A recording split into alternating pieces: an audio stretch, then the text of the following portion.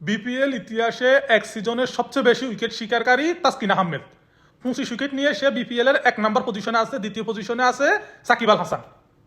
সে সাকিব আল হাসান যে বাংলাদেশের number 1 allrounder, এবং চতুর্থ পজিশনও সাকিব আল হাসান, পঞ্চম পজিশনও তাসকিন আহমেদ 22 উইকেট নিয়ে। তাহলে বলতে হবে না সাকিব আল হাসান বাংলাদেশের সেরা প্লেয়ার? হ্যাঁ, সেটা আমরা মানি, কিন্তু কিছু কারণে হয়তো সাকিব আল হাসান এখন আমাদের সাথে নেই। তবে হ্যাঁ, আমরা এবার বিপিএল এ সাকিব আল হাসানকে অনেক বেশি মিস করব।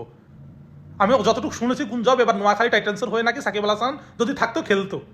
আমি যতটুকু শুনেছি, কতটা শিওর তাও জানি না, কিন্তু থাকলে নোয়াখালীর হয়ে অনেক উপকার হতো। কারণ একজন ব্র্যান্ড অ্যাম্বাসিডার, একজন আইকন প্লেয়ার থাকাটা অনেক গুরুত্ব একটা টিমের জন্য, যেটা আপনারা আইপিএল এ সচরাচর দেখে আসেন।